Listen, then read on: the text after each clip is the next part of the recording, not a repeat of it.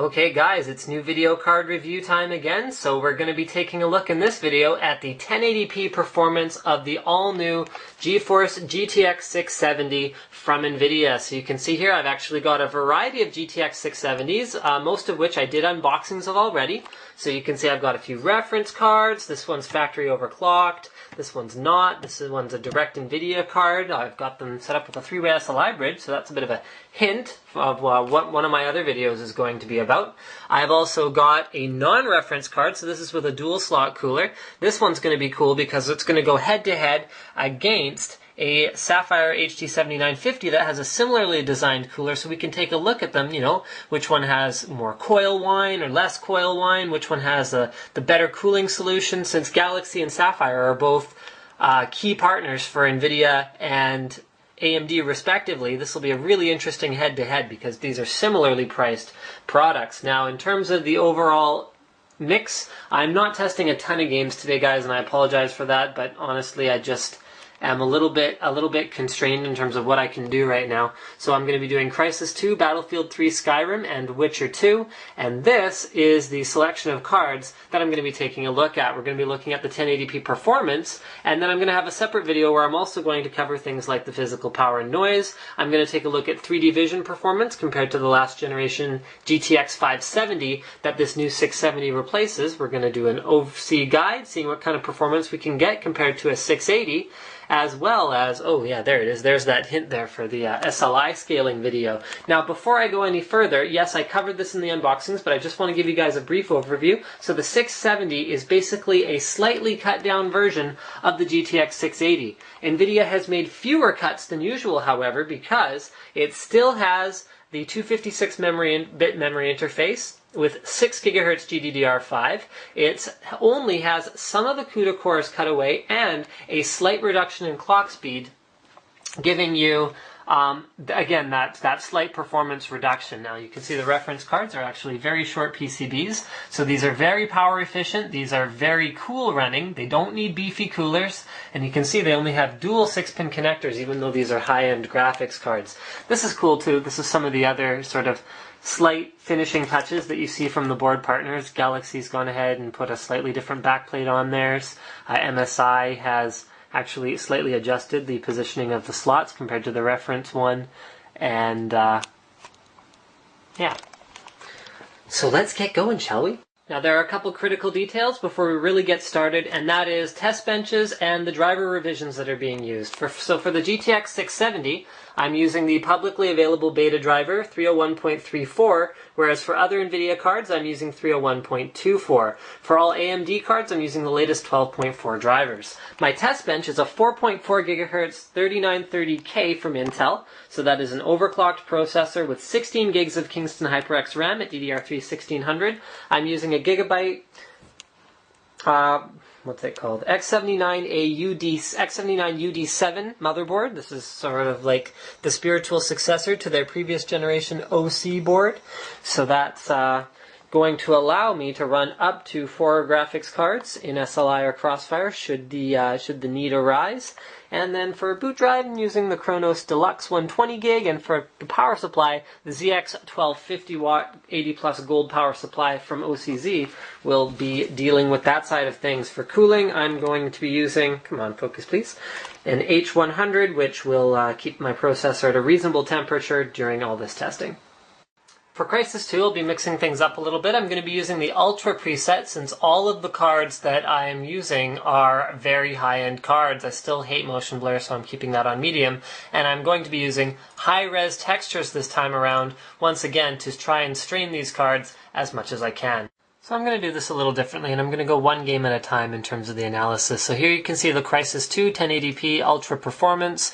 Here is the GTX 670, which puts in a very, very strong performance, because while the average frames per second are below the 7970, check this out.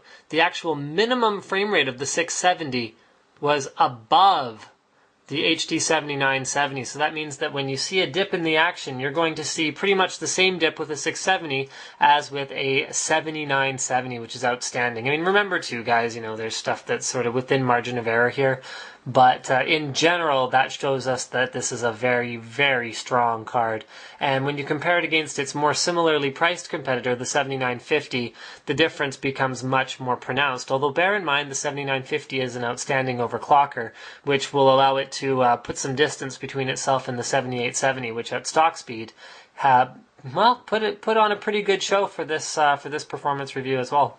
For Battlefield 3, I'll be doing my usual 2-minute run through in the Comrades level in the Parkade, and I will also be using Battlefield 3 to measure the maximum power draw as well as maximum noise and load temperatures of the GPUs. Now yes, I realize these are not the maximum loads that I could create with this system, but I'm looking for a more realistic scenario. So what I'm going to do is I find a particular van in the parking lot when I'm done my run through, and I shoot it until it starts smoking and some effects get going, and that's how I've been able to generate a pretty good peak power draw. And then I'm going to sit there and stare at it and get all of those stats before I close the game.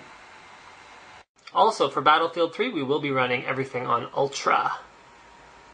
In Battlefield 3, the GTX 670 sits very comfortably with its competition, the 7950. Hold on, let me just move that cursor.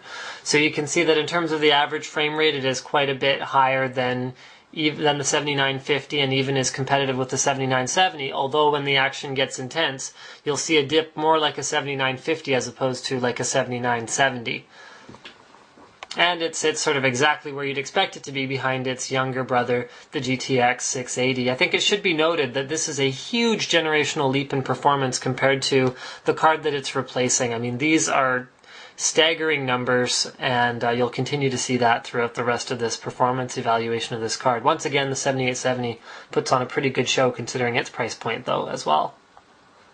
For Skyrim, I'll be doing my usual 2 laps around the town of Whiterun. And I will be using Ultra presets, which means everything, all the view distances are at max, and everything is pretty ultra and fabulous. Also, I am using the stock high-res texture pack. Now, Battlefield 3 was a bit of an anomaly for me. Bear in mind, guys, I mentioned this before, but I'm using a different driver on the GTX 670 than I am on the GTX 680. So I would expect that once the GTX 680 catches up in terms of the driver revisions, that we're going to see a similar performance boost. However, what this basically means is that at launch, for all intents and purposes, the GTX 670 is the fastest card that I tested in Battlefield 3, which is no small matter. And I mean, you can see how much ahead it is of even the HD 7970. So if you play Battlefield 3, the GTX 670 is going to be one of the cards on your shortlist, I think. And once again, staggering performance improvement over the last generation GTX 570, almost a doubling of minimum FPS. The Witcher 2 is so demanding that I won't be altering my usual test setup, so you guys can see here, if my camera would ever focus, exactly what I am using to test these cards. Bearing in mind, of course, this is at 1080p. And I'm doing my usual run-through, which if you guys have seen it before, then you know which run-through I'm talking about, and if you haven't, then you don't. But it's pretty good. There's some combat, there's some trees, there's some buildings. Good stuff.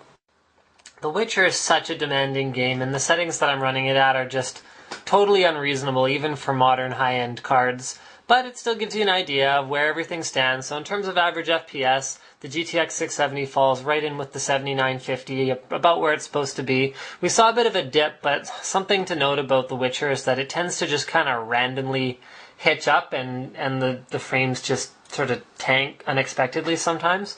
So I don't know how much you can really read into these minimum FPS. I think that would explain why they're all kind of around the same level. You can see the 7970 dips below even a 7950.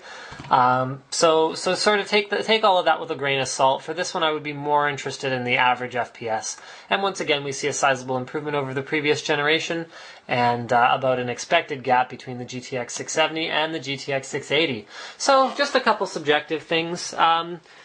The GTX 680 exhibits a tiny bit of coil whine, better than the reference cards from the red team that I have in my testing suite, and better than the GTX 680 that I have. But both the 680 and the 670 do make a little bit more noise than the last generation cards. But The fan has a bit of a grinding noise to it. You can check out my other video on the noise, temperatures, and power consumption of this card. It is extremely efficient. So power consumption wise, it is very similar to a GTX 570, but it offers dramatically better performance. And part of this may be the smaller PCB, I don't know. But a huge part of it is definitely the Kepler GPU that it's got going on in there. Remember, this card is also available in 4 gig configurations, and if you're looking at running a giant resolution like a 2560 by 1440 or 2560 by 1600 monitor, or 3 monitors in surround, I would definitely look at picking up the 4 gig version. So thank you for checking out my performance review of the GTX 670 from NVIDIA, and don't forget to subscribe to Linus Tech Tips for more unboxings, reviews, and other computer videos.